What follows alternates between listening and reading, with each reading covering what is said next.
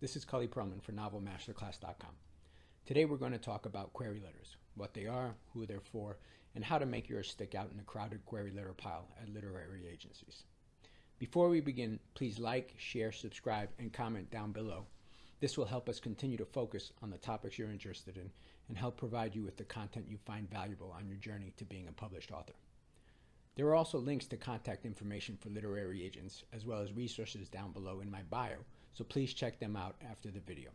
Now, let's get to querying literary agents. So you've finally completed your novel, and it's ready to send out into the world. You've written and revised, received constructive criticism from friends and family whose opinions you trust, and you've reached a point where you can add no more value to your manuscript. It's the best thing you've written, and you know it. You're proud of it, and now you want it published. So what do? You send it either to a literary agent, where you hope she'll offer to represent you and your work, or you self-publish it, which means you'll have to do everything yourself before the finished product ever sees the light of day. Either way, there's work to do. If you're going the traditional route, you'll need a literary agent, and to get a literary agent, you'll need a query letter. So what is a query letter? A query letter is a one-page document that you should send literary agents to get them interested in your book. In essence, it's your pitch to the agent, and it's the first step in terms of contact between you and the agent. A good query letter can be the difference between whether the agent requests to see an excerpt of your work, normally 3 chapters or so, but it varies, depends on the agent's preference, or if they simply send you a thanks but no thanks form letter back. Make sure you do your research on each and every one of the literary agents you're sending queries to. Do not send the same letter to every agent.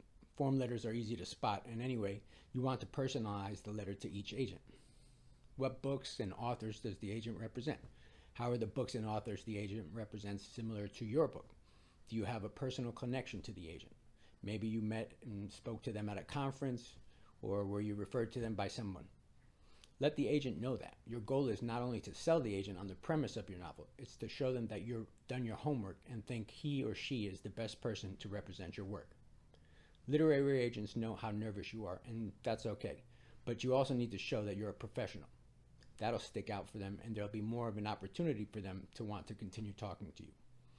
Query letters should include a cordial greeting using either the agent's first name or Mr., Mrs., or Ms., and their last name. The title and hook of your novel, meaning what makes your novel special. Also, make sure to use your writing style. You want to give the agent a taste of how you write. Next, in the query letter, you'll want a short synopsis about the novel. That is, who it's about, the plot, the conflict, etc. Give the agent a little bit about yourself to show that you're human, and if you've had anything published, mention that. But don't list everything if it's a lot. Be sure to include the word count as well of your novel. Lastly, a solid, cordial close where you thank the agent for their time goes a long way. Then you'll put your contact information at the bottom of the page. Before you send your query letter out, make sure you proofread it multiple times. Have someone else read it as well. The last thing you want is to have a typo or a misspelling where you're trying to pitch yourself as a great writer.